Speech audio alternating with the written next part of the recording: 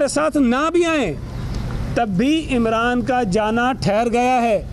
Numbers हमारे पास पूरे हैं। मैं अभी आपको एक और बात बता रहा हूँ कि जो पीटीआई के अरकान कौमी असम्बली सिंध हाउस में हैं या कहीं और हैं जो अपनी मर्ज़ी से मुख्तलिफ़ मकामात पर ठहरे हुए होंगे, उनके अलावा वो एमएनएज़ जो आज पीटीआई के कैंप में आपको नज़र आ रहे हैं, इंशाअल्लाह ताला जिस दिन कौमी असम्बली का इजलास होगा उनमें से भी अरकान की बहुत बड़ी तादाद जो है वो इमरान खान के ख़िलाफ़ जो है वो वोट डालेगी। आज मैंने टीवी पर देखा अभी कुछ देर पहले, गवर्नर सिंध आमिर लियाकत के घर पे गए, अपने साथ पूरा वो चवल जो एमपीएज़ हैं वो पूरे का पूरा टब्बर अपने साथ लेके गए।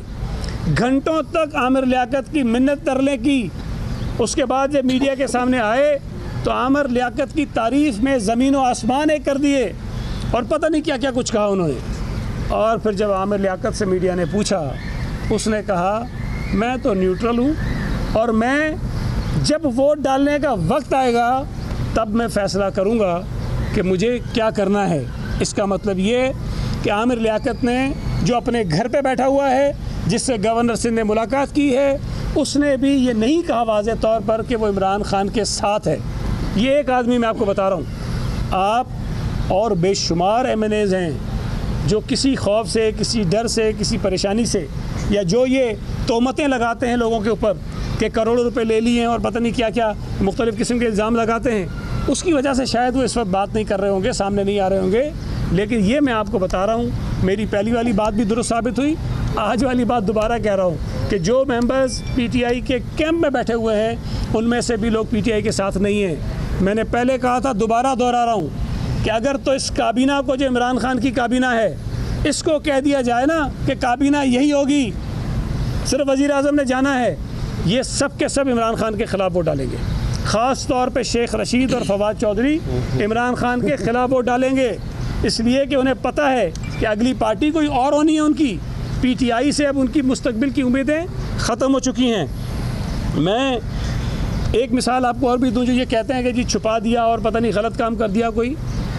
जब 2018 में सेनेट के इलेक्शंस हो रहे थे, मुझे पाकिस्तान का नहीं पता पूरे मुल्क में क्या हुआ, लेकिन सूबा सिंध में, कराची शहर में पीटीआई ने अपने तमाम एमपीएस को होटलों में कैद किया था। उनके मोबाइल फ़ोन उनसे छीन लिए थे, उनको किसी से बात करने की इजाज़त नहीं थी। ये सूरत हाल तो सिंध हाउस में नहीं है। जो ठहरे हुए हैं उनके दोस्त भी आते हैं, वो बाहर भी जाते हैं, फ़ोनों पे बात भी करते हैं, फैमिलियों के पास भी चले आते हैं, फैमिली को ले भी आते हैं। सारी आज़ादी उनको हासिल है, वो घूम फिर रहे हैं अपनी मर्ज़ी से। जो रहना चाहता है रहता है, जो नहीं रहना चाहता नहीं रहता है। कई मेंबर हैं जो नहीं रह रहे हैं। तो पीटीआई ख़ुद ये काम करे तो ठीक है, अगर कोई और ये काम करे तो ये गलत है।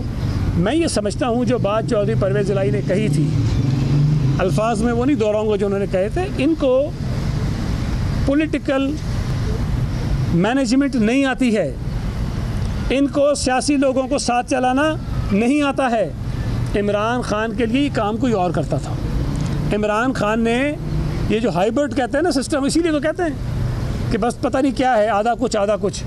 तो आज पहली मर्तबा इमरान खान को जब पता चला है कि अपने लोगों के साथ किस तरह चला जाता है, अपने मेंबर्स को किस तरह इंगेज किया जाता है, अपने मेंबर्स की अगर नाराज़गियाँ हैं, जो ये जितने मेंबर जो आपके सामने आज आ रहे हैं टीवी पर, वो सब के सब कोई आज से तो पीटीआई के ख़िलाफ़ नहीं हुए हैं। आप इनकी असम्बली में तकरीरें उठा लें, आपके इनके टीवी चैनल्स पर इंटरव्यू सुन लें, हर आदमी खुलकर पीटीआई की मुखालफत करता रहा है, खुलकर मुख्तलिफ इशूज़ पर, मुख्तलिफ वजूहात पर। आज अगर वो पीटीआई के ख़िलाफ़ हैं तो नई बात नहीं है, वो पीटीआई के ख़िलाफ़ पहले भी थे, आज उन्होंने खुलकर इज़हार कर दिया एक मरतबा फिर। तो मैं ये समझता हूँ कि जो इनके वफाकी वज़रा धमकियाँ दे रहे हैं, मैं उन्हें समझाना चाहता हूँ कि तुम्हारी ये जो न्याजी सल्तनत है, न्याजी हुकूमत है, उसका ख़ात्मा हो रहा है। इतना करना जो तुम कल सह सको, वो करना जो कल तुम बर्दाश्त कर सको। तुम जो यहाँ धमकियाँ दे रहे हो कि सिंध हाउस पे हम हमला कर देंगे, तो एक बात याद रखो कि तुम्हारे अरकान कराची शहर में भी हैं, उनको भी कराची से इस्लामाबाद आना है। अगर तुमने किसी मेंबर के साथ ज़बरदस्ती करने की कोशिश की तो शराफत का लबादा और कसम हमने भी नहीं खाई हुई है। जिस तरह तुम हमारे मेंबर्स को ट्रीट करोगे, बिल्कुल उसी तरह हम तुम्हारे मेंबर्स को ट्रीट करेंगे। अगर हमारे मेंबर्स को ज़बरदस्ती रोका जाएगा, हम तुम्हारे मेंबर्स को ज़बरदस्ती रोकेंगे। अगर यहाँ तुम लाखों का मजमा लगाओगे, हम लाखों का मजमा लगाएंगे। अगर तुम किसी को ज़बरदस्ती रोकने की कोशिश करोगे, हम उनको ज़बरदस्ती अंदर भेजेंगे। अगर तुम किसी को आने से रोकोगे, हम ज़बरदस्ती उनको बाहर लेकर आएंगे। ये बदमाशी और गुंडागर्दी अब नहीं चल सकती।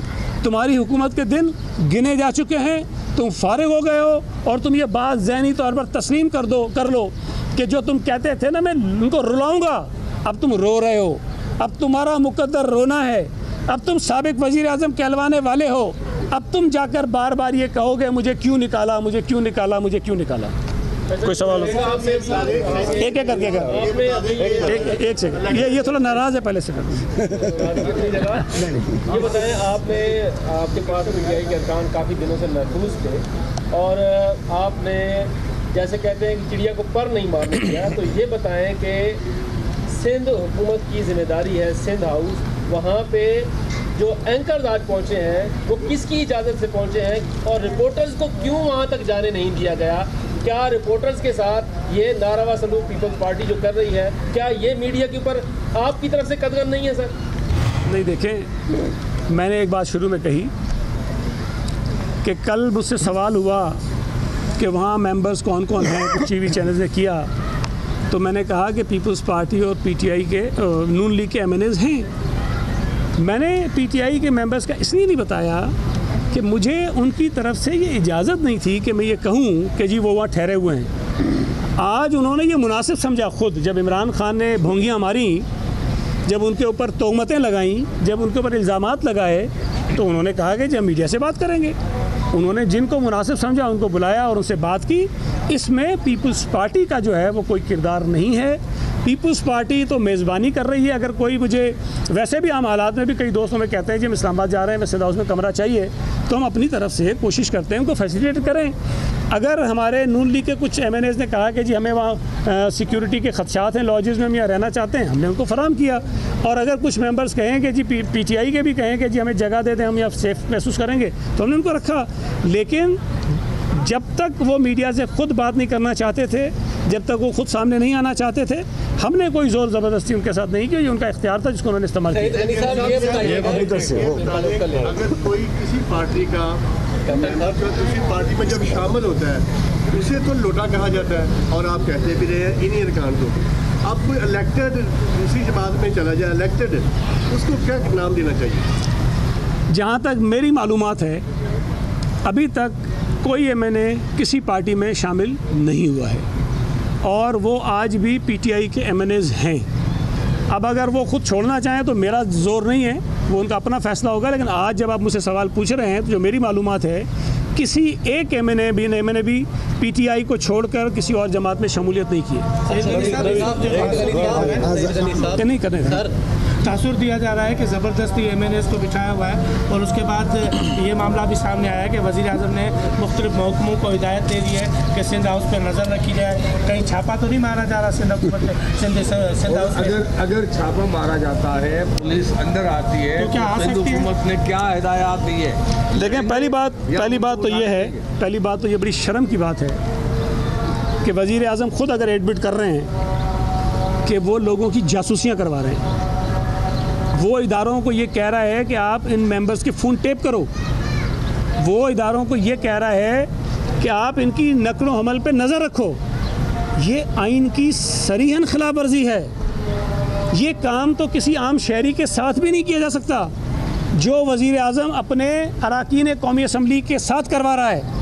मुझे आप बताइए कि कौन सा आइन और कानून वज़ीर आज़म को ये इजाज़त और हक़ देता है कि वो किसी इंटेलिजेंस इदारे को ये कहे कि मेरे एमएनएस के ऊपर नज़र रखो, इनके फ़ोन टेप करो, उनको देखो कि ये किससे मिलते हैं, किधर जाते हैं। ये बिल्कुल गैर आइनी, गैर कानूनी, गैर अखलाकी काम है अगर वो कर रहे हैं। दूसरी बात ये है कि आपने कहा छापा मारा जाएगा। भाई सिंध हाउस में कोई दहशतगर्द ठहरे हुए हैं, कोई डाकू ठहरे हुए हैं, कोई कातिल ठहरे हुए हैं।